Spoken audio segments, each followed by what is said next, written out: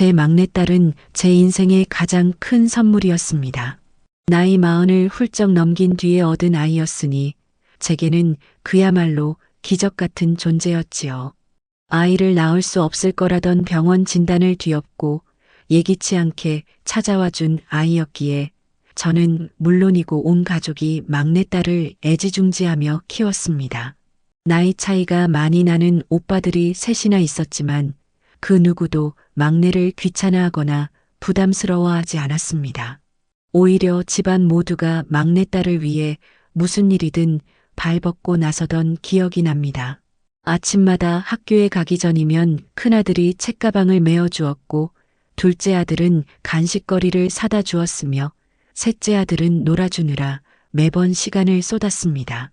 그렇게 막내딸은 집안의 사랑을 독차지하며 자라났습니다. 사실 저는 처음에 막내딸이 태어났을 때 기쁨과 동시에 두려움도 컸습니다. 이미 제 나이가 많았기에 다른 엄마들보다 체력적으로 힘이 들진 않을까, 아이가 자라는 과정을 끝까지 지켜줄 수 있을까 하는 걱정이 들었지요. 하지만 그런 불안은 막내딸이 자라는 모습을 보며 차츰 사라졌습니다. 막내딸은 참으로 씩씩하고 건강한 아이였습니다. 울음소리도 크고 낯을 가리지 않고 또래보다 말도 빨리 트고 웃음도 많았습니다. 그 웃음소리가 집안 구석구석에 퍼질 때마다 저는 다시 젊음을 얻은 듯한 기분이 들었습니다. 막내딸은 어릴 적부터 자기 의사를 또렷하게 표현하던 아이였습니다. 밥을 먹다가 싫은 반찬이 있으면 그냥 고개를 젓고는 단호하게 이건 안 먹을래요라고 말하곤 했습니다. 처음에는 아이답지 않게 고집이 세다고 생각하기도 했지만 한편으로는 자기 주장을 분명히 할 줄 아는 모습이 대견스럽기도 했습니다. 무엇보다도 그 안에는 단순한 고집이 아닌 자기 감정과 생각을 솔직하게 표현하는 당당함이 있었습니다. 그런 성격 덕분에 학교에 들어가서도 막내딸은 친구들이 참 많았습니다. 집에서도 학교에서도 사랑을 듬뿍 받으며 자란 아이였으니 자연스레 밝고 활달한 기운이 넘쳤지요. 집으로 친구들을 자주 데려오곤 했는데 그때마다 아이들 사이에서 중심이 되어 깔깔대며 웃는 모습을 보면서 저는 속으로 우리 막내는 어디서든 사랑받고 살아가겠구나 하는 확신을 갖곤 했습니다. 물론 어릴 적부터 당돌한 면도 있어서 가끔은 저를 곤란하게 만들기도 했습니다. 어느 날은 슈퍼에서 과자를 사달라고 떼를 쓰다가 제가 끝내 사주지 않자 막내딸이 팔짱을 끼고는 엄마 내가 크면 꼭 돈 많이 벌어서 나 혼자 사 먹을 거예요 라고 외치던 기억이 아직도 생생합니다. 그 말을 들으며 주변 사람들이 웃었지만 저는 순간 눈물이 핑 돌았습니다. 아이가 아직 어린데도 저렇게 자기 의지를 표현하는구나 싶었기 때문입니다. 막내딸은 자라면서도 늘 집안의 분위기를 바꾸는 아이였습니다. 힘든 일이 있어도 막내가 한마디 농담을 던지면 모두가 웃음으로 마무리되곤 했습니다. 남편이 사업 문제로 힘들어하던 시절에도 막내딸이 손수 만든 그림을 들고 와서는 아빠 힘내세요. 우리 아빠 최고라고 말하며 안겨주었던 기억이 있습니다. 그 작은 종이에 그려진 삐뚤빼뚤한 그림과 글씨가 남편의 굳은 표정을 풀어주었지요. 가족 모두가 막내딸 덕분에 버티고 살아간다는 말이 과장이 아니었습니다. 고등학교에 들어가면서 막내딸은 더욱 당차게 성장했습니다. 공부도 열심히 했지만 무엇보다도 자기 삶에 대한 주관이 뚜렷했습니다. 친구들이 어떤 옷을 입든 어떤 유행을 따르든 막내딸은 본인이 좋아하는 것을 당당하게 선택했습니다. 화려하지는 않아도 깔끔하고 단정한 스타일을 고집했고 또래 아이들이 흔히 휩쓸리던 사소한 갈등에도 휘말리지 않고 꿋꿋하게 자기 길을 갔습니다. 그런 딸을 보면서 저는 자랑스러우면서도 마음 한켠이 짠했습니다. 나이가 많아 낳은 막내딸이었기에 다른 엄마들처럼 오래 곁에 있어주지 못할 수도 있다는 불안이 늘 마음속에 자리했기 때문입니다. 하지만 그럴수록 저는 더 건강하게 살아야겠다고 다짐했습니다. 막내딸이 살아가는 길에 언제든 든든한 울타리가 되어주고 싶었으니까요. 대학교에 입학했을 때의 기억도 아직 생생합니다. 입학식 날 단정한 정장을 입고 환한 미소로 교정에 서 있는 딸의 모습을 보며 저는 또 한 번 세월의 빠름을 실감했습니다. 어릴 때 제 무릎에 안겨 울던 아이가 이제는 어엿한 대학생이 되어 자신의 앞길을 힘차게 걸어가고 있구나 싶었습니다. 주변 사람들도 따님이 정말 잘 컸다며 부러워했지만 제 마음속에서는 그저 감사한 마음뿐이었습니다. 늦게 얻은 아이를 이렇게 건강하게 올곧게 키울 수 있었다는 사실 자체가 제겐 큰 축복이었습니다. 막내딸은 대학 시절에도 집안의 보물 같은 존재였습니다. 명절이 되면 늘 집안 분위기를 밝게 만들었고 오빠들에게도 살갑게 굴며 가족 간의 정을 이어주었습니다. 특히 손재주가 좋아서 집안 곳곳에 작은 장식품을 직접 만들기도 했는데 그런 소소한 정성 덕분에 집이 늘 따뜻하게 느껴졌습니다. 저는 그 시절 가끔은 마음속으로 이런 생각을 하곤 했습니다. 이 아이가 앞으로 어떤 사람을 만나 어떤 가정을 꾸리게 될까? 막내딸은 워낙 사랑을 받고 자란 아이였으니 그만큼 따뜻하고 든든한 사람을 만나기를 바랐습니다. 세월이 참 빠르지요. 그렇게 어린아이 같던 막내딸이 대학을 졸업하고 사회에 나가 직장 생활을 시작하면서 점점 성숙해지는 모습을 보게 되었습니다.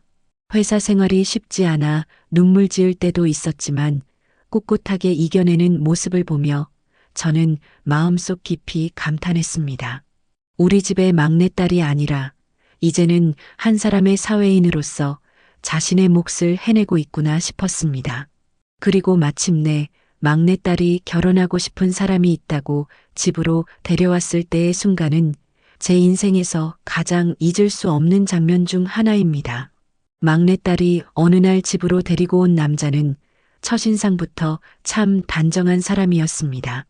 키가 크거나 얼굴이 잘생겼다기보다 눈빛이 맑고 말투가 조심스러웠습니다.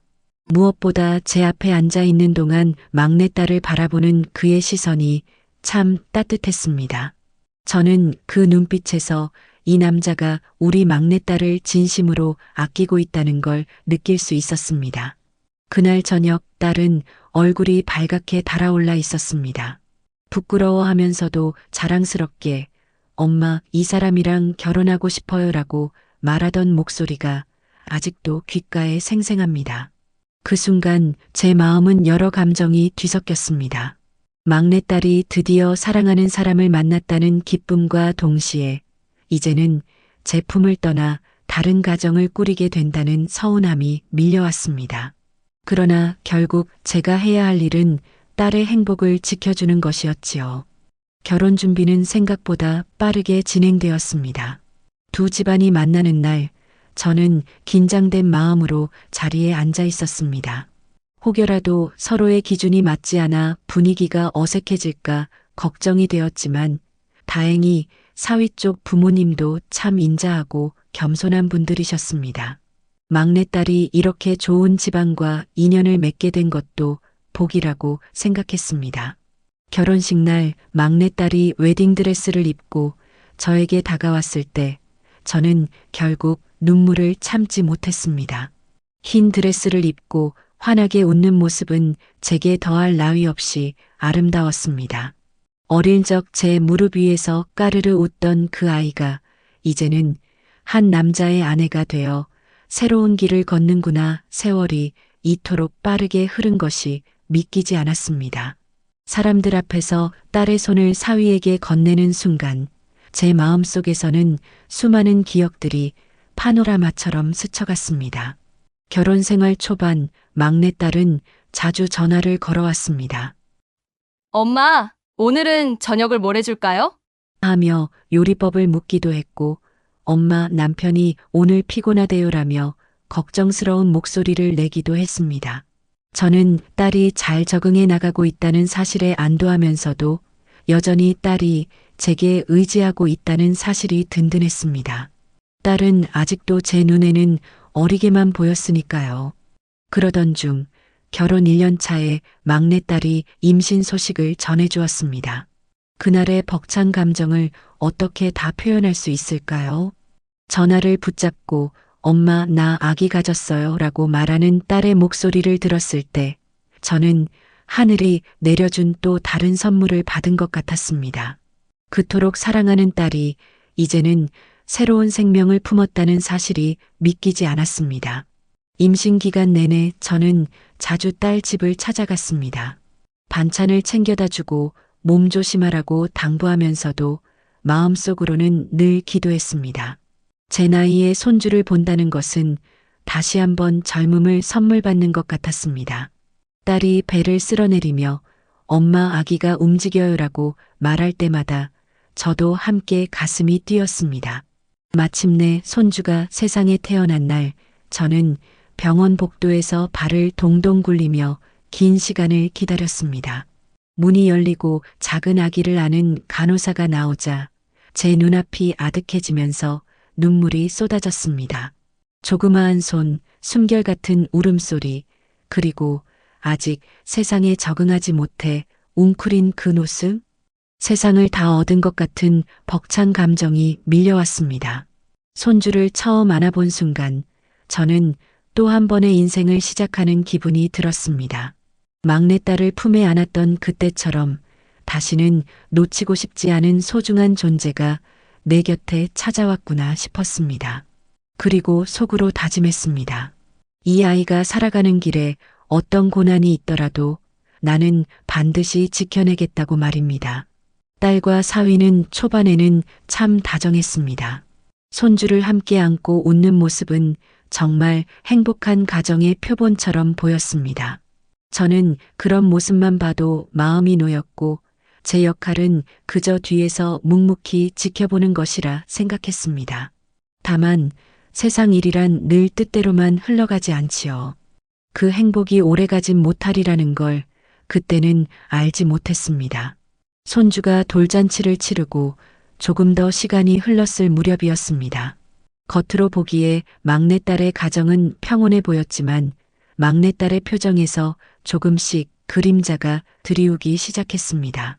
예전에는 전화만 해도 환하게 웃던 목소리가 들려왔는데 어느 순간부터 목소리에 힘이 빠져 있었습니다. 엄마, 요즘 남편이 왜 이렇게 자꾸 늦게 오는지 모르겠어요. 막내딸이 어느 날 불쑥 털어놓은 말이었습니다. 퇴근 시간이 훨씬 지나도 집에 들어오지 않고 연락도 제대로 되지 않는다는 겁니다. 처음에는 회사 일이 바빠서 그런 거겠지 하고 넘겼습니다. 누구나 사회생활을 하다 보면 늦게까지 회식을 하거나 야근이 잦을 수도 있으니까요. 하지만 며칠 뒤 딸은 다시 저에게 전화를 걸어왔습니다. 엄마, 남편이 어제도 연락도 없이 안 들어왔어요. 새벽이 다 돼서야 들어왔는데 아무 말도 안 하고 그냥 자버리더라고요. 그 목소리는 분노보다는 서운함과 두려움이 섞여 있었습니다. 아직 각 결혼한 지 몇 년 되지 않았으니 부부가 서로를 맞춰가는 과정에서 다툼이 생길 수도 있겠지 싶었습니다. 저는 딸을 달래며 말했습니다. 살다 보면 그럴 수도 있다. 다만 그냥 넘어가지 말고 꼭 차분히 이야기해라. 말을 하지 않으면 상대도 모른다. 그렇게 조언은 했지만 제 마음속에는 알 수 없는 불안이 피어오르기 시작했습니다. 막내딸이 늘 솔직하고 당돌하게 자기 주장을 하던 아이였는데 이번에는 목소리 끝에 기운이 빠져 있었습니다. 그것은 단순한 다툼이 아니라 마음속에 깊은 상처가 생겨나고 있다는 신호 같았습니다. 시간이 지나면서 상황은 점점 악화되었습니다. 딸은 전보다 더 자주 전화를 걸어와 하소연을 했습니다. 사위는 이유를 설명하지 않은 채 외박을 하고 집에 들어와서도 대화보다는 피곤하다는 핑계로 방으로 들어가 버리곤 했다고 했습니다. 처음에는 단순히 소홀함이라고 생각했지만 반복되면서 그것은 분명한 무시로 다가왔습니다. 어머니인 제가 듣기에도 속이 부글부글 끓어올랐습니다. 하지만 직접적으로 나설 수는 없었습니다. 부부 문제에 부모가 너무 깊이 개입하면 오히려 상황을 더 꼬이게 만들 수 있기 때문입니다. 그래서 저는 늘 딸에게 차분히 대화하라고 조언했지만 제 속은 타들어가고 있었습니다. 결국 어느 날 막내딸이 손주를 안고 집으로 들어왔습니다. 눈은 퉁퉁 부어 있었고 얼굴은 잿빛이었습니다. 엄마, 나 도저히 못 참겠어. 며칠 동안 싸우다가 결국 폭발했어. 나 당분간 여기서 지내면 안 돼? 딸의 떨리는 목소리를 들으며 저는 순간 가슴이 철렁 내려앉았습니다. 아직 어린 손주를 안은 채 집을 나온 딸의 모습을 보니 마음이 무너져 내렸습니다. 당황스러웠지만 그 순간 제가 할 수 있는 일은 품을 내어주는 것 뿐이었습니다. 그래, 잠시 머물다 가거라. 사람 사는 게 다 그런 거지. 누구나 살면서 부딪히는 일이 있는 거야. 여기서 마음 좀 추스르고 다시 이야기해보자. 저는 딸을 다독이며 손주를 받아 안았습니다. 손주는 아무것도 모른 채 해맑게 웃고 있었는데 그 웃음이 오히려 제 마음을 더 아프게 만들었습니다. 어린아이가 무슨 죄가 있겠습니까? 딸은 일주일 정도 제 집에서 머물렀습니다. 저는 그 시간 동안 일부러 사위 이야기를 꺼내지 않았습니다. 괜히 상처난 마음에 기름을 붓고 싶지 않았기 때문입니다. 다만 손주를 보살피고 딸의 마음을 달래주는데 온 힘을 쏟았습니다. 그리고 마음속으로 바랐습니다. 부부라는 게 한번 크게 다투더라도 서로 양보하고 풀어가면 다시 원래대로 돌아갈 수 있겠지. 그리고 정말 그렇게 되기를 바라는 제 마음을 아는 듯 일주일 뒤 딸은 다시 집으로 돌아갔습니다. 그때 저는 안도의 한숨을 쉬었습니다. 그래, 아직 젊은 부부니까 시간이 지나면 괜찮아지겠지 하고 스스로 위안을 삼았습니다. 그러나 제 바람은 오래가지 않았습니다. 얼마 지나지 않아 딸은 또다시 손주를 데리고 울면서 집으로 찾아왔습니다. 이번에는 상황이 달랐습니다. 딸의 눈빛은 단순한 서운함이 아니라 깊은 절망으로 가득 차 있었습니다. 엄마, 이번엔 정말 끝낼 거야. 남편이 바람 피운 걸 알았어. 이제는 못 참아. 그 말이 떨어지는 순간 제 머릿속은 하얘졌습니다. 의심이 아니라 확실히 알게 됐다고 딸은 울먹이며 말했습니다. 증거를 보았고 더는 함께 살 수 없다고 했습니다. 저는 순간 분노가 치밀어 올랐습니다. 제 귀한 막내딸을 두고 바람을 피우다니 어떻게 그런 짓을 할 수 있는지 믿을 수가 없었습니다. 그러나 저는 손주 앞에서 소리를 내지 않았습니다. 아이가 상황을 알아차리지 못하도록 담담한 척하며 딸을 감싸 안았습니다. 속으로는 불덩이가 치솟고 있었지만 어머니로서 할 수 있는 일은 무너져 내린 딸의 마음을 조금이나마 붙들어주는 것이었습니다. 그날 이후 막내딸은 단호했습니다. 더 이상 이 결혼을 유지할 수 없다고 말했습니다. 저는 마음속으로 여러 번 갈등했습니다. 이혼이라는 것이 얼마나 힘든 과정인지 알기에 딸이 과연 이 길을 끝까지 갈 수 있을지 걱정되었습니다. 하지만 동시에 바람이라는 배신을 견디고 억지로 살아가는 것도 딸의 인생을 망치는 일이라 생각했습니다. 저는 결국 딸의 결정을 존중하기로 했습니다. 딸은 결국 결심을 굳혔습니다. 그동안 마음속에 쌓아두었던 분노와 서러움, 그리고 끝내 확인해버린 남편의 배신은 돌이킬 수 없는 상처가 되어버렸습니다. 저는 혹시나 하는 마음에 한 번쯤은 다시 생각해보라고 감정이 조금 가라앉으면 달라질지도 모른다고 말하려 했습니다. 하지만 딸의 눈빛은 너무나 단호했습니다. 엄마, 이건 용서할 수 있는 일이 아니에요. 나 이제 그 사람 옆에서 더는 숨 쉬고 싶지 않아요. 그 목소리에는 흔들림이 없었습니다. 그동안 수없이 울던 딸의 모습만 보다가 그렇게 단호한 결심을 내비치는 얼굴을 보니 오히려 더 마음이 아팠습니다. 제 속에서는 울분이 치밀어 올랐습니다. 남편 노릇 하나 제대로 못하면서 우리 막내딸을 저토록 망가뜨려 놓다니. 그 사람을 향한 분노와 원망이 머리끝까지 차올랐습니다. 그러나 딸 앞에서는 그 감정을 다 드러낼 수 없었습니다. 괜히 제가 더 흥분하면 딸의 마음을 흔들어 놓을 것 같았기 때문입니다. 그래서 저는 그저 딸의 손을 꼭 잡아주며 말했습니다. 그래, 내가 그렇게 결심했으면 엄마도 지지할게. 다시는 울지 말고 이제부터는 너와 아이를 위해서만 살아라. 그 말을 하고 돌아서는데 눈물이 왈칵 쏟아졌습니다. 집 안방 구석에 앉아 아무도 모르게 흐느끼며 울었습니다. 딸이 당한 배신에 대한 분노, 그리고 그 상처를 온전히 지켜주지 못한 어머니로서의 무력감이 제 가슴을 후벼 팠습니다. 이혼 절차는 길고 힘들었습니다. 아이 양육권을 두고 줄다리기가 있었지만 결국 딸이 단호하게 주장한 끝에 손주를 키우기로 확정되었습니다. 판결문을 받아들고 나오던 딸의 얼굴은 허탈하기만 했습니다. 엄마, 이제 끝났어 하고 말했지만 그 표정은 끝이 아니라 새로운 고난이 시작되는 문턱에 서 있는 사람의 얼굴이었습니다. 그렇게 이혼이 확정되고 딸은 제게 조심스럽게 부탁을 해왔습니다. 엄마, 나 당분간은 혼자 나가서 살아야 해요. 직장도 다녀야 하고 생활도 다시 꾸려야 하니까 아기는 엄마가 잠깐 맡아주면 안 될까요? 내가 양육비는 꼭 보낼게요. 저는 순간 가슴이 철렁했습니다. 이미 나이가 든 몸으로 어린아이를 돌본다는 건 쉽지 않은 일이었습니다. 체력도 살림도 경제적인 여유도 넉넉하지 않았으니까요. 하지만 손주를 제 품에서 내칠 수는 없었습니다. 더구나 딸이 다시 제 삶을 의지하며 부탁하는데 어찌 거절할 수 있었겠습니까? 그래, 맡겨라. 내 품이 좁아서 어찌 손주를 안겠니? 내가 사는 데에 집중해라. 이 아이는 내가 책임질게. 그렇게 말하면서도 속으로는 두려움이 엄습했습니다.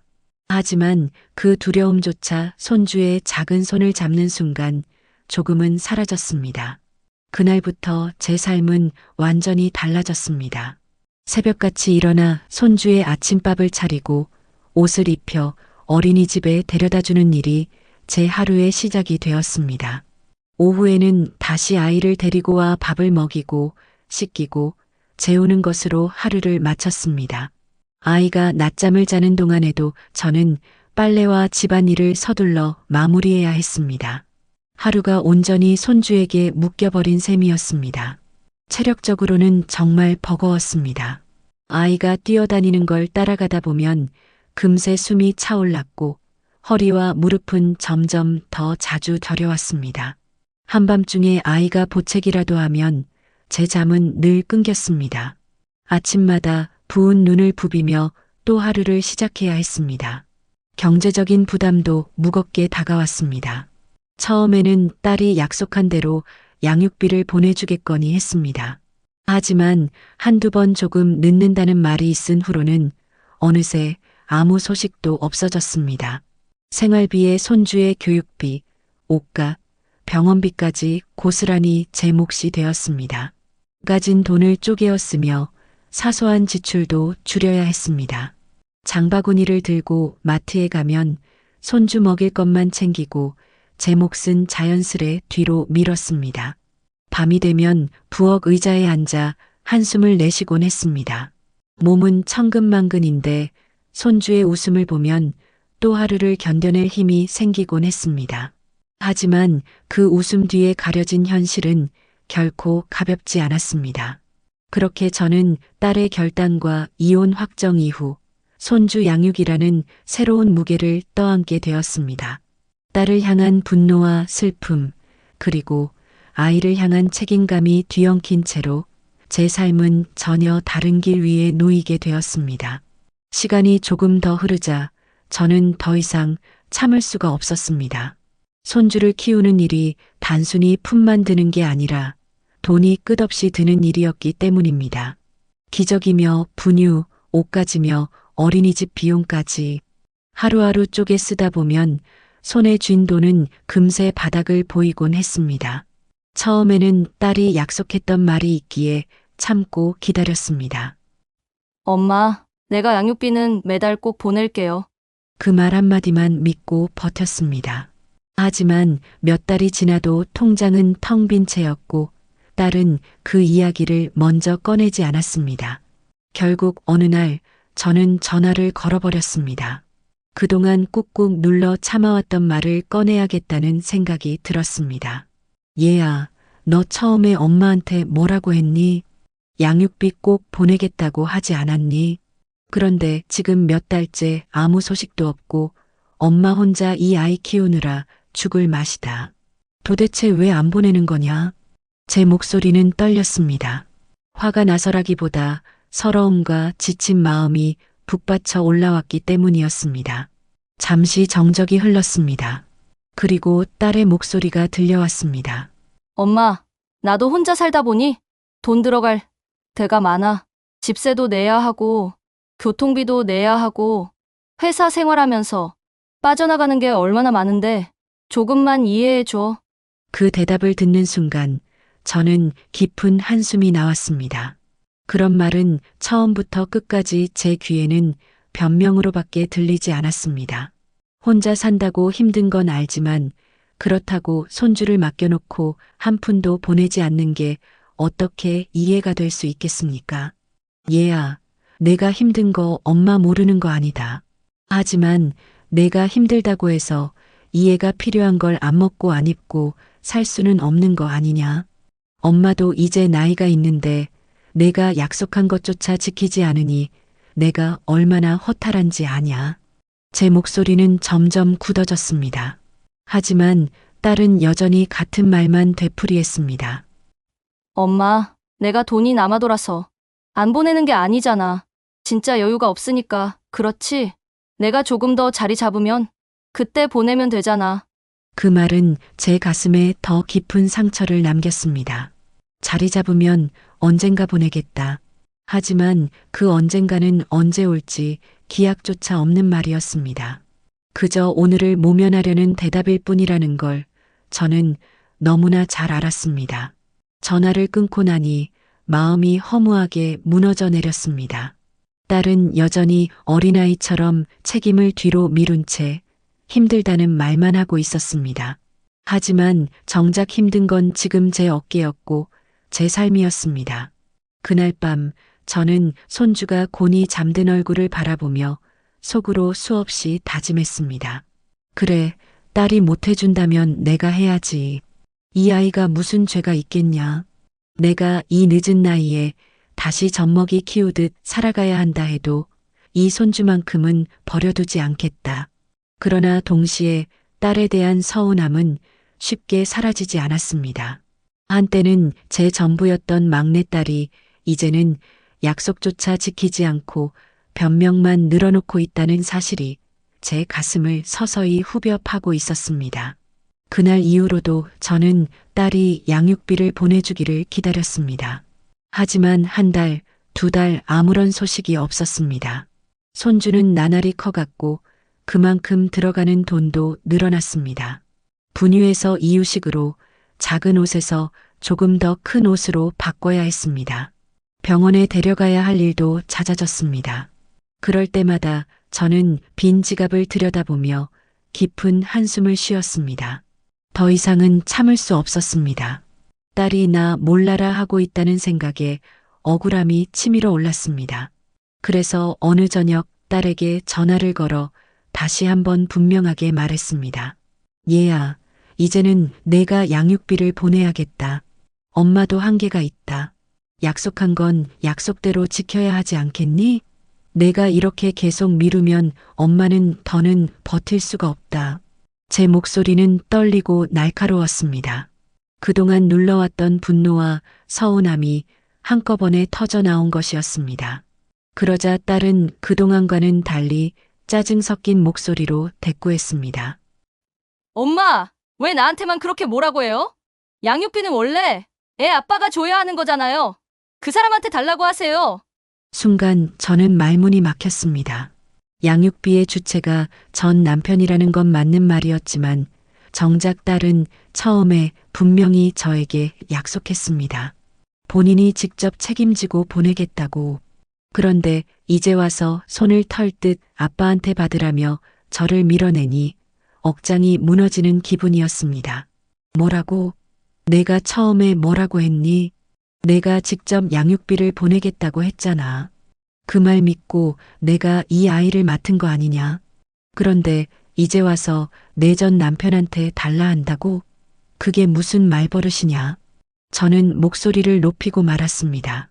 제 안에 쌓였던 서운함과 분노가 더는 감춰지지 않았습니다.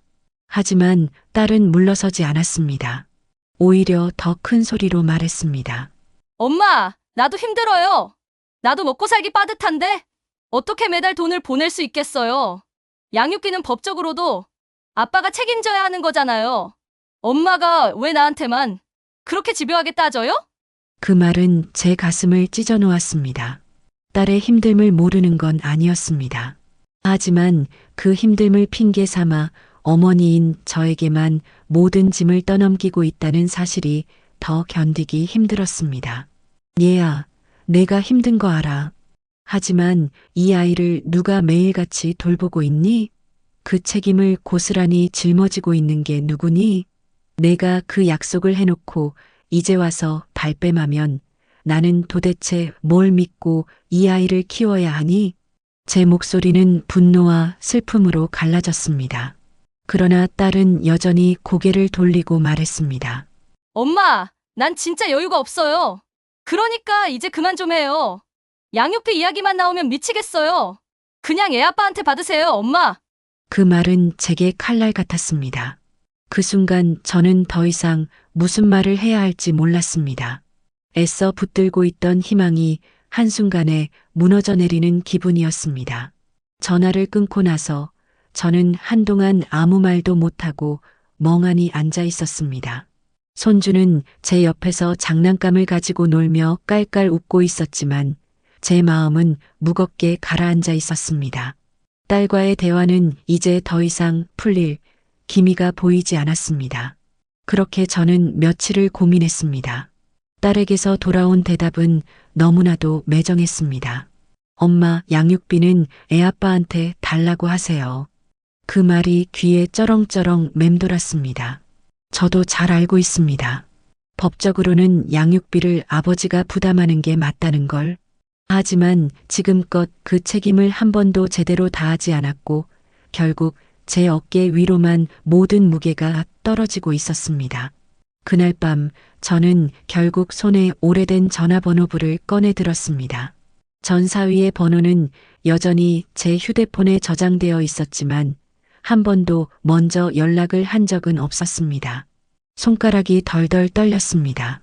이 전화를 걸어야 하나 아니면 그냥 참아야 하나. 하지만 더는 버틸 수 없었습니다.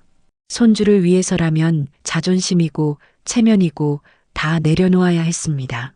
저는 떨리는 손으로 통화 버튼을 눌렀습니다. 몇 번의 신호음 끝에 익숙하면서도 이제는 낯설어진 목소리가 들려왔습니다. 여보세요? 순간 제 가슴이 철렁 내려앉았습니다. 잠시 망설이다가 조심스럽게 말을 꺼냈습니다. 나야. 내 전 장모야. 잠깐 할 얘기가 있어서 전화했어. 잠시 정적이 흐르더니 전 사위의 차가운 목소리가 들렸습니다. 무슨 일로 전화하셨습니까? 저는 숨을 고르고 말을 이었습니다. 내가 알다시피 아이를 내가 키우고 있다. 내가 아버지라면 최소한 아이 양육비는 보내줘야 하지 않겠니?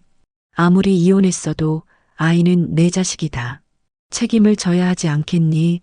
제 목소리에는 간절함이 묻어났습니다. 하지만 돌아온 대답은 너무도 매정했습니다. 저는 법원에서 판결난 대로 다 했습니다. 아이는 전부 전 부인 쪽에서 키우기로 했지 않습니까? 저는 이제 모르는 일입니다. 그 말에 순간 귀가 멍해졌습니다. 모르는 일이라니. 자기 피부치인 아이를 두고 모르는 일이라고 단칼에 잘라내는 그 목소리가 믿기지 않았습니다. 아니, 내가 어떻게 그런 소리를 할 수 있니? 내 피가 흐르는 애다. 그 애가 지금 얼마나 자라면서 돈이 드는 줄 아냐? 내가 아버지라면 최소한 책임이라는 게 있어야 하지 않겠니? 제 목소리는 떨리며 점점 높아졌습니다. 하지만 전 사위는 한치의 망설임도 없이 잘라 말했습니다. 저는 이제 제 삶이 있습니다. 더 이상 전화하지 마십시오. 뚝, 통화음이 끊겼습니다. 저는 한참 동안 멍하니 휴대폰을 쥔 채 서 있었습니다. 가슴속에서 쓴물이 치밀어 올라왔습니다. 결국 자리를 털썩 주저앉고 말았습니다. 손주의 작은 신발이 거실 한켠에 가지런히 놓여 있는 게 눈에 들어왔습니다. 그 신발을 바라보는데 눈물이 왈칵 쏟아졌습니다. 아이의 아버지라는 사람이 모르는 일이라고 했다. 딸은 의미 없는 변명만 늘어놓으며 책임을 밀었다. 결국 이 모든 짐은 고스란히 내 어깨 위에만 남겨진 것이다. 저는 소리내어 울지도 못하고 속으로만 깊은 통곡을 삼켰습니다. 전화를 끊고 난 뒤 저는 며칠 동안 아무 말도 하지 못했습니다. 손주를 안아보며 억지로 웃어 보이려 했지만 속은 이미 만신창이가 되어 있었습니다. 모르는 일이다라는 전 사위의 차가운 한마디가 귓가를 떠나지 않았습니다. 그렇게 쉽게 등을 돌릴 수 있다니. 피 한 방울 섞이지 않은 남보다 더 못한 존재가 되어버린 현실에 제 가슴은 서서히 타들어갔습니다. 하지만 더 견디기 힘들었던 건 딸이었습니다. 책임을 다하지 않는 전 남편을 대신해 조금이라도 감당해 주기를 바랐지만 딸은 끝내 모른 척하며 자신은 힘들다는 말만 되풀이했습니다. 그러던 어느 날 딸이 집에 찾아왔습니다. 오랜만에 보니 얼굴은 창백했고 회사 일에 치인 듯 지쳐 보였습니다. 하지만 그 지친 얼굴은 제 분노를 누그러뜨리지는 못했습니다. 오히려 그 순간 그동안 꾹꾹 눌러왔던 말들이 입술 끝에서 터져나왔습니다. 얘야, 도대체 언제까지 이렇게 모른 척 할 거니? 내 전 남편한테 전화를 했더니 모르는 일이다 하더구나. 내가 약속한 건 하나도 지키지 않고 그 사람은 발뺌만 하고. 그럼 이 아이는 누구 책임이냐? 나 혼자 다 짊어지고 가야 하냐? 제 목소리는 떨리면서도 날카로웠습니다. 딸은 순간 눈을 크게 뜨더니 불편한 기색을 감추지 않았습니다. 엄마, 왜 자꾸 나만 몰아붙여요? 나도 힘들어 죽겠는데 엄마는 왜 맨날 나한테만 뭐라고 하세요? 너한테만 뭐라고 하다니? 내가 약속했잖아. 내가 양육비 보내겠다고. 그런데 몇 달 동안 한 푼도 보내지 않고 이제 와서는 그 사람한테 달라고 하라니 내 입에서 어떻게 그런 말이 나오니? 내 아인데, 내가 낳은 아인데. 저는 참지 못하고 손바닥으로 탁탁탁 식탁을 내리쳤습니다. 손주가 놀라 눈을 동그랗게 뜨고 저를 바라봤습니다. 그 순수한 눈빛을 보는 순간에도 제 안의 분노는 쉽게 사그라들지 않았습니다. 딸도 결국 목소리를 높였습니다. 엄마, 나라고 모르는 줄 알아요? 나도 매일 죄책감에 시달려요. 하지만 내가 혼자서 감당할 수 없는 게 너무 많아요. 회사에 치이고 생활비에 치이고 엄마가 조금만 더 도와주면 안 돼요? 왜 엄마는 항상 나를 몰아세우는 거예요? 그 말은 기름을 부은 격이었습니다. 도와주라니? 내가 지난 몇 달을 어떻게 버텼는지 내가 알기나 하니? 허리랑 무릎이 다 나가면서도 이 아이 업고 뛰어다니며 하루하루 돈 모자라 발 동동 구르면서도 내가 참고 있었다. 그런데 내가 와서 하는 말이 고작 그거냐? 내가 내 딸 맞니? 내가 내 식모냐? 그 말이 튀어나오자 방 안의 공기가 단숨에 얼어붙었습니다.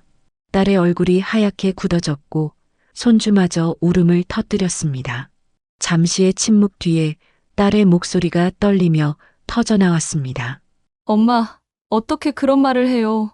나도 엄마 딸인데 나도 지금 살고 싶어서 사는 게 아니에요. 그냥 버티는 거예요. 그런데 엄마까지 날 그렇게 몰아붙이면 나는 도대체 어디서 숨 쉬라고요. 그 말은 제 가슴을 찢어 놓았습니다. 하지만 이미 시작된 싸움은 멈출 수 없었습니다. 그동안 쌓여온 분노와 서러움이 너무나 컸기에 서로의 말은 점점 더 날카롭게 부딪혔습니다. 저는 울먹이는 딸을 보면서도 쉽게 마음을 누그러뜨리지 못했습니다. 오히려 이 순간만큼은 제 속의 모든 상처를 드러내고 싶었습니다. 그래, 내가 힘든 거 안다. 하지만 너만 힘드냐? 너만 고통스럽냐? 나도 사람이다. 나도 늙고, 나도 힘들고, 나도 울고 싶다. 그런데 왜 나는 끝없이 참아야 하니? 내가 지켜야 할 약속 하나 지키지 않으면서 나한테만 끝없이 바라는 게 도대체 뭐냐? 방 안은 울음과 고성이 뒤섞여 아수라장이 되었습니다. 손주는 울음소리를 멈추지 못했고 딸은 결국 얼굴을 가린 채 바닥에 주저앉아 흐느꼈습니다. 저 역시 주저앉아 손으로 얼굴을 감싼 채 울음을 삼켰습니다. 그날 밤 우리 모녀의 갈등은 폭발했습니다. 그동안 쌓여왔던 모든 감정이 한순간에 드러나 버렸고 서로에게 남긴 상처는 쉽게 지워지지 않을 깊은 흔적이 되어버렸습니다. 딸의 목소리는 점점 더 높아졌습니다. 처음에는 서러움이 묻어 있었지만 시간이 지날수록 그 서러움은 원망과 분노로 바뀌어 갔습니다. 엄마는 왜 맨날 나만 탓해요? 왜 나만 나쁜 사람 만들어요? 나도 사람인데, 나도 힘든데, 왜 엄마는 내 입장은 조금도 이해 안 해주고 늘 돈만 얘기해요? 딸의 고함은 방 안을 메아리치듯 울려 퍼졌습니다. 손주는 울음을 그치지 못한 채 양손으로 귀를 막고 있었고 저는 두 귀가 멍해질 만큼 큰 소리에 가슴이 철렁거렸습니다. 저는 한순간 숨이 막혔습니다. 그동안 딸의 힘듦을 외면한 적 없다고 생각했습니다. 딸이 울면 함께 울었고 딸이 힘들다 하면 안쓰럽게 바라봤습니다. 그런데 지금 딸의 입에서 터져나오는 말들은 마치 제가 무심한 어머니였던 것처럼 모진 사람인 것처럼 몰아세우고 있었습니다. 너 내가 지금 무슨 말을 하는지 알기나 하니? 내가 그동안 이 애를 어떻게 키웠는데 내가 이렇게 고함을 치며 나를 원망한다고? 제 목소리는 떨렸습니다. 하지만 딸은 멈추지 않았습니다. 오히려 더 크게 외쳤습니다. 엄마는 몰라. 내가 어떤 마음으로 사는지, 내가 어떤 상황에서 버티고 있는지 엄마는 전혀 몰라. 그냥 엄마는 내가 못난 딸이라고만 생각하는 거잖아. 그 순간 제 안에서 무언가가 뚝 하고 끊어져 버렸습니다. 그동안 쌓이고 쌓였던 서러움과 분노, 억울함이 한꺼번에 터져 나왔습니다. 저는 결국 손을 뻗어 딸의 뺨을 세차게 후려쳤습니다. 쾅! 짧은 순간 방 안은 고요해졌습니다. 딸의 고함도 멈추고 손주의 울음도 순간 멎었습니다. 제 손끝은 아직도 떨리고 있었고 가슴은 쿵쾅거리며 요동쳤습니다. 딸은 멍하니 저를 바라보았습니다. 눈동자에는 충격과 분노 그리고 서러움이 뒤섞여 있었습니다. 잠시 후 딸의 눈에서 눈물이 뚝뚝 떨어졌습니다. 엄마, 어떻게 나한테 손을 들어요? 그 말은 제 가슴을 깊게 후벼 팠습니다. 저도 순간 내가 무슨 짓을 한 건지 깨달았습니다.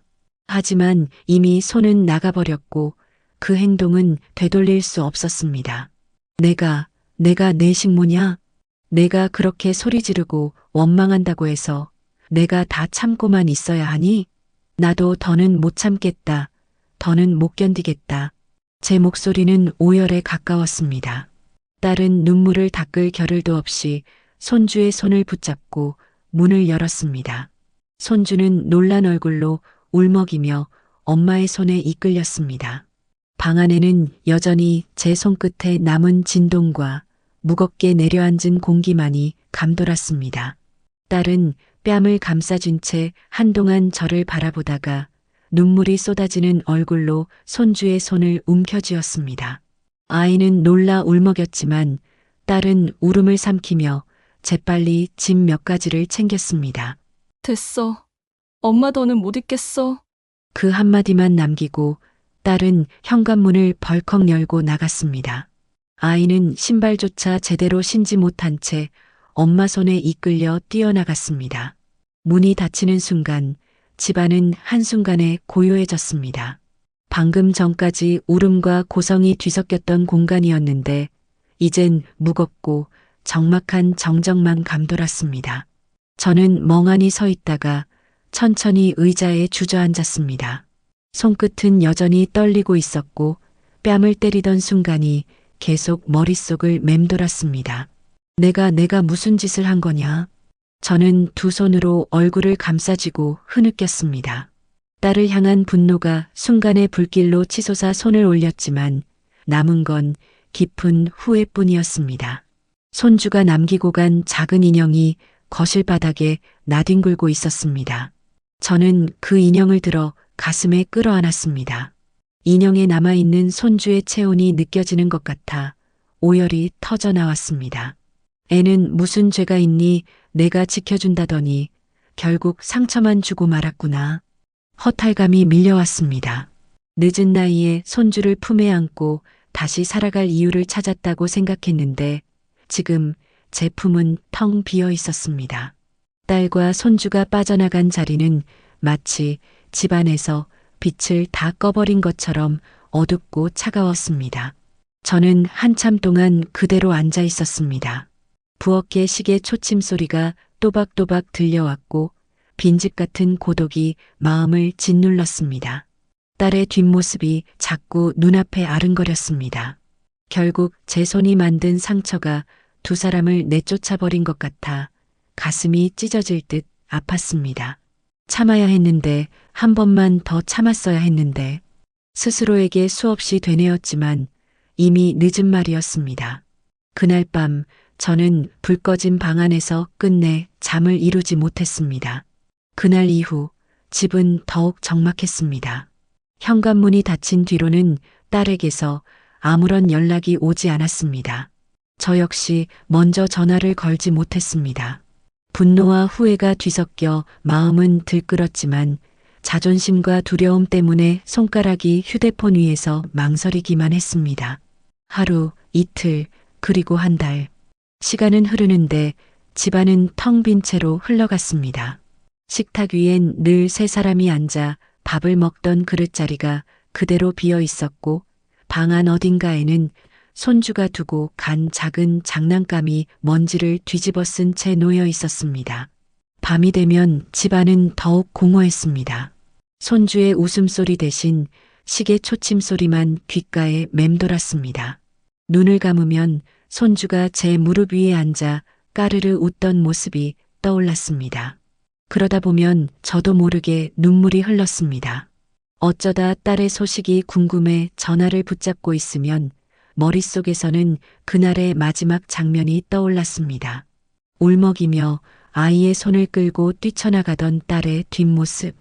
제 손이 날린 귀싸대기의 잔상이 함께 겹쳐지며 가슴이 저려왔습니다. 내가 조금만 참았더라면. 그 말은 제 하루의 끝마다 따라붙는 후회의 문장이 되었습니다. 딸 역시 연락을 하지 않았습니다. 아마도 제게 서운함과 분노를 안고 살아가고 있겠지요. 서로의 자존심이, 서로의 상처가 전화 한 통조차 건네지 못하게 막아섰습니다. 그렇게 계절이 바뀌었습니다. 봄이 지나 여름이 오고 창밖으로 들려오는 매미 소리조차 쓸쓸하게 들렸습니다. 이웃들이 손주와 함께 나들이 가는 모습을 볼 때마다 제 가슴은 텅 빈 허무함에 휩싸였습니다. 밤마다 불 꺼진 거실에 앉아 있으면 손주가 제 곁에 와서 할머니 하며 부르던 목소리가 환청처럼 들려왔습니다. 저는 눈을 감고 그 목소리에 대답하듯 혼잣말을 속삭이곤 했습니다. 얘야, 보고 싶다. 그러나 대답은 돌아오지 않았습니다. 오직 공허한 침묵만이 제 곁을 감쌌습니다. 시간은 더 흘렀습니다. 어느새 집 앞 감나무의 잎이 노랗게 물들고 바람이 차가워지기 시작했습니다. 외로움에 익숙해졌다 생각했지만 마음 한구석에는 여전히 허전함과 기다림이 자리 잡고 있었습니다. 그날 오후 낯익은 발자국 소리가 들려왔습니다. 현관문 앞에서 망설이는 기척이 느껴졌습니다. 조심스레 문을 열자 딸이 손주의 작은 손을 꼭 잡고 서 있었습니다. 두 사람 모두 마치 오랜 방황을 끝내고 돌아온 듯 지친 얼굴이었습니다. 딸은 제 눈을 마주치자마자 무릎을 꿇었습니다. 눈물이 흐르는 얼굴로 떨리는 목소리로 말했습니다. 엄마, 잘못했어요. 그날 제가 너무 몰아붙이고 엄마 마음을 헤아리지 못했어요. 용서해 주세요. 손주 역시 울먹이며 제 품으로 달려와 안겼습니다. 저는 그 따뜻한 체온에 눈물이 왈칵 쏟아졌습니다. 저는 떨리는 손으로 딸의 어깨를 붙잡고 굳게 닫혀있던 제 마음을 풀어냈습니다. 됐다, 얘야. 이제 됐다. 내가 이렇게 돌아와줬으니 그걸로 충분하다. 딸은 흐느끼며 고개를 숙였고 저는 그 얼굴을 끌어안았습니다. 손주까지 함께 껴안으니 잃었던 숨결이 다시 제 품으로 돌아온 듯 했습니다. 한참 동안 우리는 아무 말도 하지 못한 채 서로의 눈물 속에서 지난 상처를 씻어냈습니다. 오랜 침묵과 원망을 지나 다시 이어진 이 포옹은 그 어떤 말보다도 깊고 진한 화해의 증거였습니다. 저는 속으로 다짐했습니다. 다시는 그날 같은 일을 반복하지 않으리. 내 아이, 내 손주 내가 끝까지 지켜주리라. 그날 오랫동안 얼어있던 제 마음은 서서히 녹아내렸습니다. 그리고 집안에는 다시 따뜻한 온기가 스며들기 시작했습니다. 화해 이후 딸은 조금씩 안정을 찾아갔습니다. 직장에서도 자리를 잡아갔고 손주 역시 제 품에서 밝은 웃음을 되찾아갔습니다. 그렇게 몇 해가 흘렀습니다. 어느 날 저녁 딸이 진지한 표정으로 저를 바라보며 말했습니다. 엄마, 저 사실 좋은 분을 만나게 됐어요. 저랑 아이를 진심으로 아껴주시는 분이에요. 이제는 다시 시작하고 싶어요. 저는 놀람과 동시에 묘한 안도감을 느꼈습니다. 혹시나 또 상처를 받을까 걱정되었지만 딸의 눈빛은 그 어느 때보다 단단했습니다. 며칠 후 딸은 손주의 손을 잡고 한 남자와 함께 집에 들어왔습니다. 그는 정중한 태도로 문 앞에서 허리를 숙였습니다. 안녕하세요. 처음 뵙겠습니다. 앞으로 잘 부탁드립니다. 저는 그 모습을 찬찬히 바라보았습니다. 사위였던 사람에게서는 느낄 수 없었던 진중함과 성실함이 눈빛에 묻어 있었습니다. 딸은 제 옆에 앉아 조심스레 말했습니다. 엄마, 이분과 함께 다시 가정을 꾸리고 싶어요. 제 마음이 흔들리지 않아요. 순간 제 눈시울이 붉어졌습니다. 세월 동안 겪은 고생과 아픔이 스쳐 지나갔지만 이제는 그 아픔 위에 새로운 희망이 쌓여가고 있음을 느꼈습니다. 저는 천천히 고개를 끄덕이며 말했습니다. 그래, 내가 진심으로 원한다면 내가 더 말릴 이유가 없지. 다만 한 가지, 이번엔 서로 지켜주면서 살아야 한다.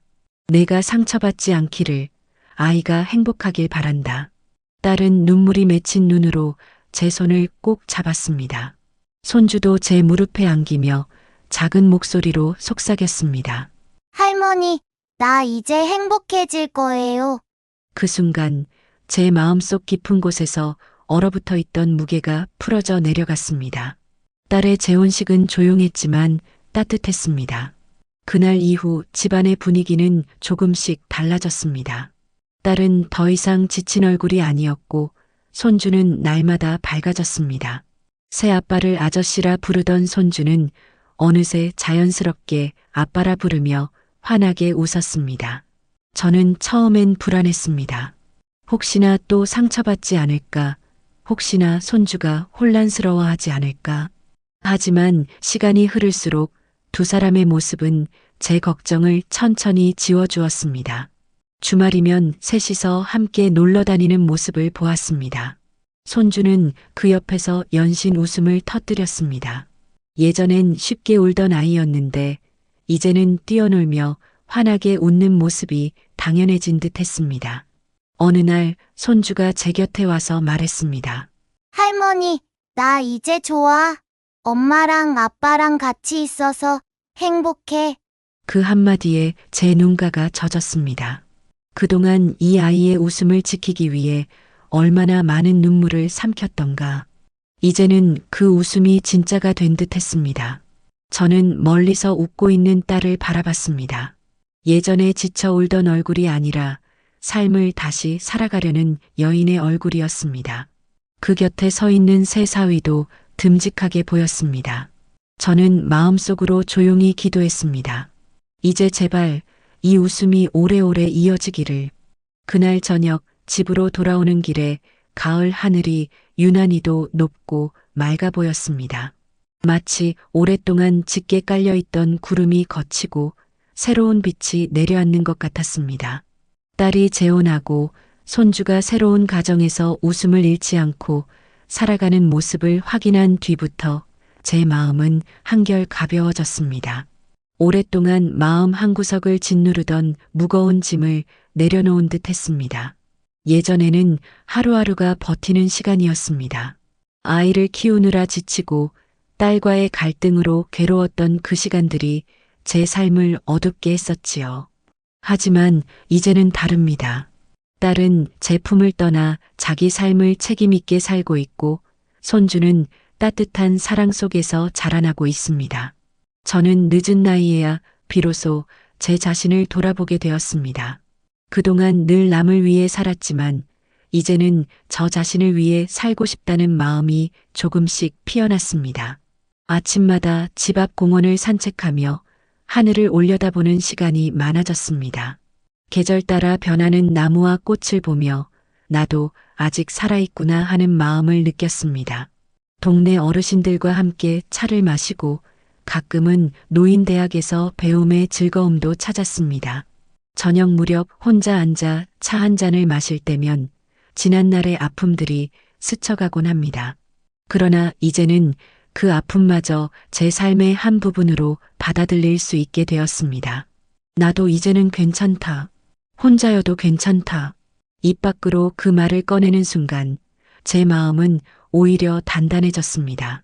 딸과 손주는 종종 주말마다 찾아와 함께 식사를 했습니다. 하지만 그들이 떠나고 난 뒤에도 더는 허전하지 않았습니다.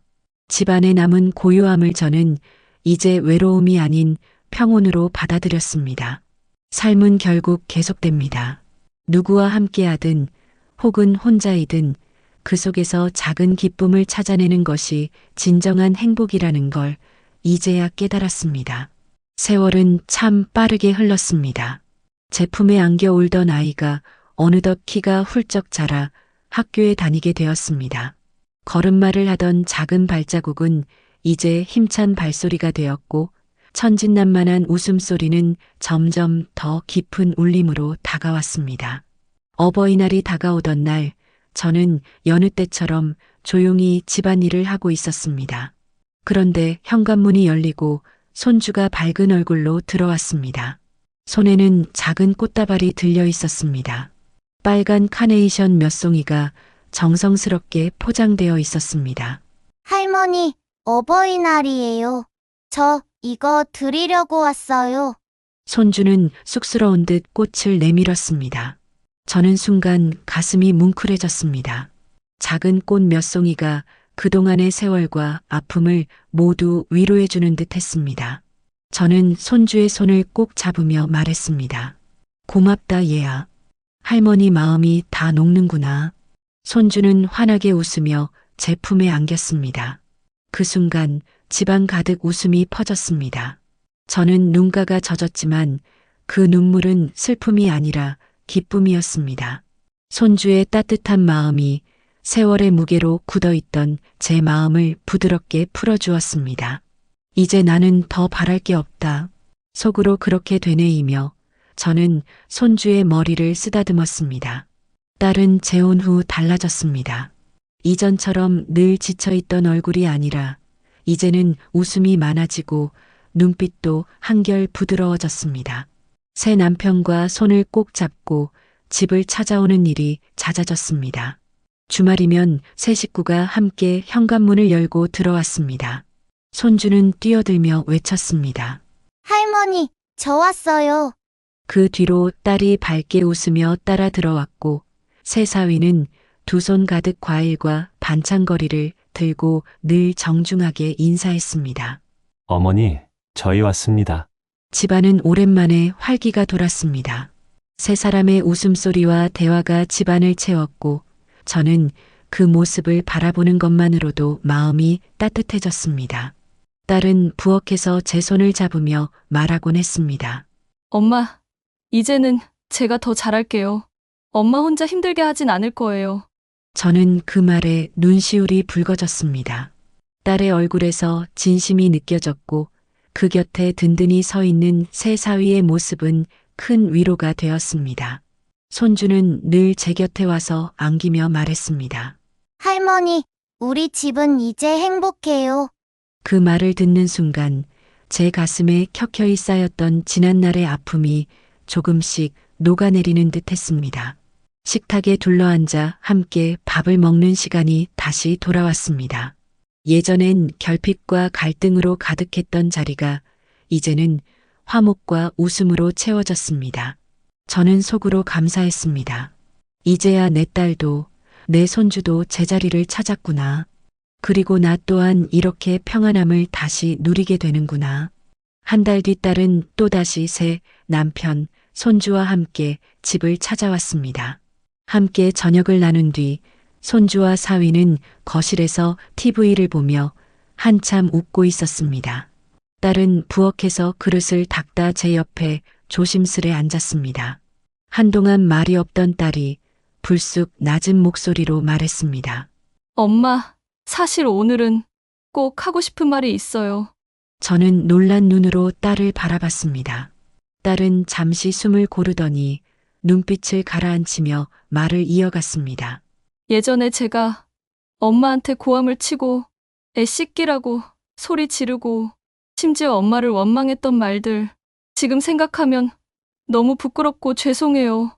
그땐 제가 너무 어리고 세상에 화가 나 있었어요. 딸의 목소리는 떨렸습니다. 오랜 시간 마음속에 눌러왔던 짐을 이제야 꺼내놓는 듯 했습니다. 저는 아무 말 없이 딸을 바라봤습니다. 눈가에 맺힌 눈물은 딸의 진심을 보여주고 있었습니다. 엄마, 그때 제가 얼마나 철없었는지 이제야 알겠어요. 엄마가 아니었으면 저랑 아이가 어떻게 살았을지 생각하면 정말 끔찍해요. 엄마가 제일 큰 희생을 했는데 저는 오히려 엄마한테 상처만 줬어요. 딸은 두 손을 무릎 위에 꼭 모으며 고개를 숙였습니다. 엄마, 정말 미안해요. 용서해 주세요. 그 순간 제 가슴이 뭉클해졌습니다. 오래전 귀싸대기를 날리던 제 손의 기억, 문을 박차고 나가던 딸의 뒷모습, 그 후로 이어진 긴 침묵의 시간이 한꺼번에 떠올랐습니다. 하지만 지금 제 앞에 있는 딸은 더 이상 그때의 아이 같지 않았습니다. 상처를 겪고 그 아픔을 지나 스스로를 돌아볼 줄 아는 어른이 되어 있었습니다. 저는 조용히 딸의 손을 덮으며 말했습니다. 됐다, 얘야. 이제 다 지난 일이다. 내가 이렇게 말해주니 그걸로 충분하다. 딸은 끝내 눈물을 흘렸고 저는 그 눈물을 닦아주었습니다. 거실에서 들려오는 손주의 웃음소리가 우리 사이에 흘러가던 오랜 그림자를 걷어내는 듯 했습니다. 그날 밤 저는 오래 묵은 응어리가 풀려나가는 것을 느꼈습니다. 딸의 눈물이 제 손등을 적셨을 때 저는 딸의 두 손을 꼭 잡고 한동안 아무 말 없이 가만히 바라봤습니다. 그 눈빛 속에는 진심이 담겨 있었고 세월이 흘러서야 꺼내는 후회의 무게가 느껴졌습니다. 제 마음 깊은 곳에서는 오랫동안 눌려있던 서운함이 스르르 풀려나갔습니다. 그동안의 아픔이 괜히 있었던 건 아니구나. 이 순간을 위해 필요한 시간이었구나 하는 생각이 들었습니다. 저는 조용히 딸의 어깨를 안으며 말했습니다. 얘야, 내가 이렇게 마음을 전해주니 엄마는 더 이상 바랄 게 없다. 이제 정말 괜찮다. 딸은 눈물을 훔치며 어린아이처럼 고개를 끄덕였습니다. 그 순간 제 가슴은 묵직한 짐을 내려놓은 듯 편안해졌습니다. 지난날의 갈등과 상처가 모두 물처럼 흘러가 버리고 남은 건 지금 이 자리에 따뜻한 뿐이었습니다. 거실에서는 손주가 새 아빠와 함께 웃으며 장난을 치고 있었습니다. 그 웃음소리가 집안을 가득 채우자 저는 속으로 중얼거렸습니다. 그래, 이제는 진짜 행복해도 되겠다. 그날 밤 저는 오랜만에 깊고 편안한 잠을 이룰 수 있었습니다. 마음속에는 평온이 깃들었고 제 삶의 긴 여정 속에서 얻은 마지막 선물이 무엇인지 알게 되었습니다. 그것은 바로 가족의 화해와 진심이 전하는 행복이었습니다. 밤이 깊어 창밖엔 달빛이 은은히 비치고 있었습니다. 혼자 방 안에 앉아 있던 저는 오늘의 일을 곱씹으며 조용히 눈을 감았습니다. 딸이 제 앞에서 허심탄회하게 지난 잘못을 고백하고 제가 그것을 온전히 받아들였던 순간이 아직도 따뜻하게 남아 있었습니다. 참 많은 세월이 흘렀구나. 울고 싸우고 원망하며 살았던 날들도 있었지. 그래도 결국 이렇게 웃게 되는 날이 오는구나. 저는 속으로 그렇게 되뇌며 스스로에게 말을 건네듯 생각했습니다. 나 참 잘 버텼다. 외롭고 힘든 날에도 무너지지 않고 끝내 여기까지 와줬구나. 그동안의 인생은 결코 쉽지 않았습니다. 막내딸을 키우며 느낀 행복, 사위와의 갈등, 이혼의 아픔, 손주를 키우며 흘린 눈물 그리고 결국 화해와 용서에 다다르기까지 모든 길이 고통스러웠지만 그 끝은 결국 따뜻했습니다. 저는 이제야 알 것 같았습니다. 행복은 누군가가 주는 것도 큰 사건에서만 찾아오는 것도 아니었습니다. 혼자 남겨져도 하루를 버티고 작은 웃음을 놓치지 않고 결국 다시 품 안으로 돌아오는 가족을 껴안을 수 있을 때 그것이 진짜 행복이라는 걸. 앞으로는 나 자신을 더 사랑해야겠다. 남을 위해서만 사는 게 아니라 나도 내 삶을 온전히 누려야겠다. 그렇게 마음속으로 다짐하니 가슴 한켠이 따뜻하게 데워지는 듯 했습니다. 이제는 후회 대신 고마움으로, 분노 대신 평안으로 살아갈 수 있겠지요. 그리고 언젠가 제 삶의 끝에 다다랐을 때 저는 스스로에게 미소 지으며 말할 수 있을 겁니다. 수고했다. 내 삶 충분히 아름다웠다. 창밖의 바람이 살며시 커튼을 흔들었습니다. 저는 조용히 눈을 감고 긴 세월 끝에 찾아온 평온을 온전히 받아들였습니다.